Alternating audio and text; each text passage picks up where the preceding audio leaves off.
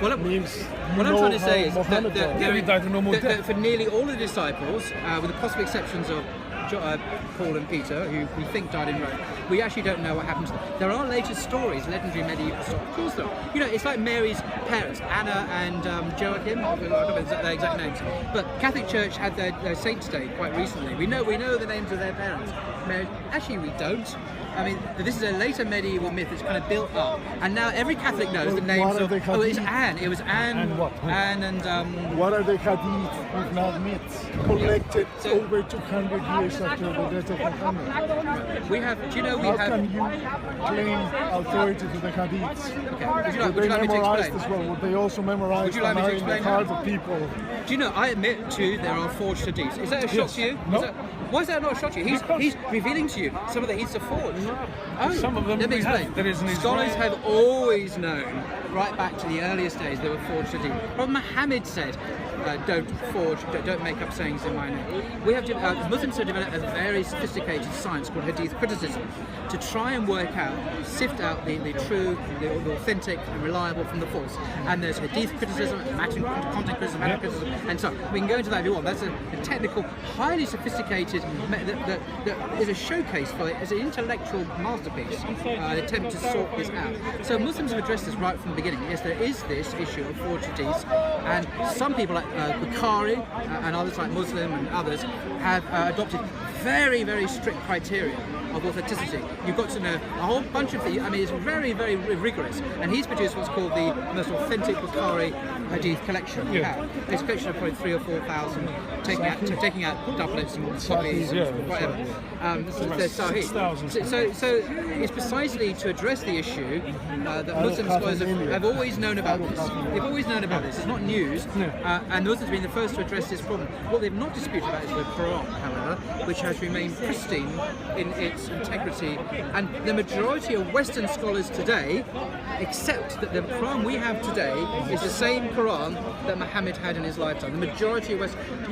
I got a quote from that. Jonathan Brown is professor of Islamic Studies in the United States at Georgetown University. I read that was his comment, and he's a top scholar in this field. His PhD was in Hadith Studies, Bukhari. You can actually read it online.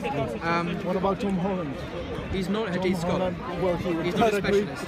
The whole beginning birth of Islam is in serious question. Just remind me, what are his qualifications in this area? Is he a specialist in Hadith or Sirah or Quran? The Middle Eastern history. Oh really, of that time, the 7th century? He's not.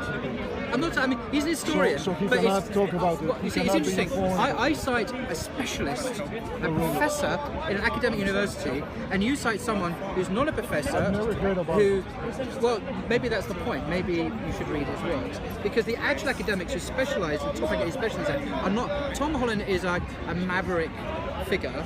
If I was to cite to you and say, there's a guy called John Allegro. He was a biblical scholar in the 1970s, and he wrote a book which said that about the resurrection. He was a real biblical scholar, I mean, an English biblical scholar, and he said that the disciples ate magic mushrooms after Jesus died, and that's how they saw the resurrection of Jesus. It was based on a certain herb or mushroom in Galilee. They had a hallucination, and he said that. I would believe that. Of course you wouldn't. That's my point. Just because a particular scholar comes up with a slightly unconventional theory, what I mean is hogwash. It's a hogwash theory. It doesn't.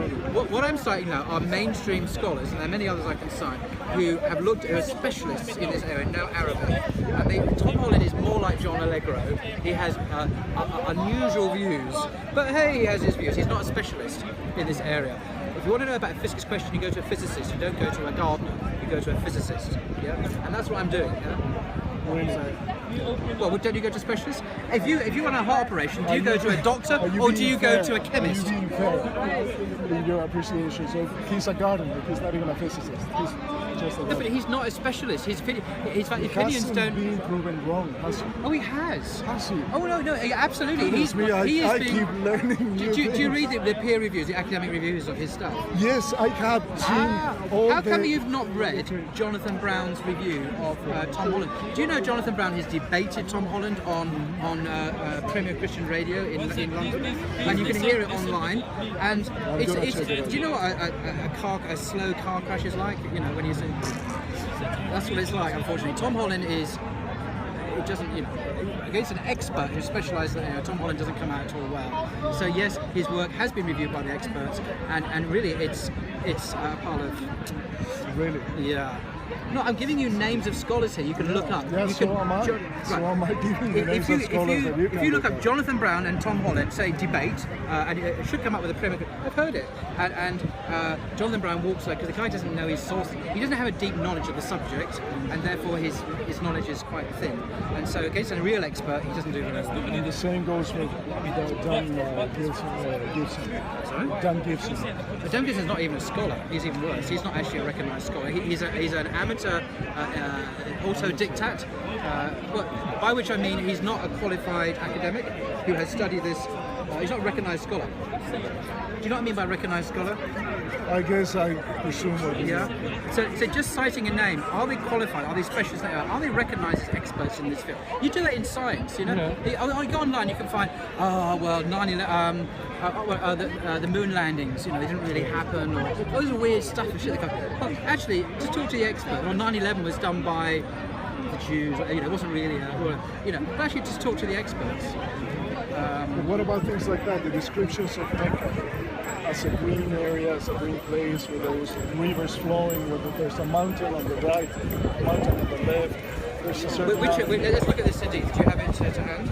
I don't remember that. So I've never heard of this. I've never heard of this. Dan Gibson. That's what I'm saying. Yeah. Dan Gibson quotes you. Okay. This is a man who takes aerial photographs of mosques today to prove that 1,400 years ago they weren't facing towards. What else can modern archaeologists do? No, but the aerial photographs of current buildings is not anywhere relevant to the Qibla orientation of structures that were converted into mosques and added courtyards. Have you seen the original Meccan mosque, Medina mosque rather? It was a courtyard extension onto. It wasn't like a mosque like we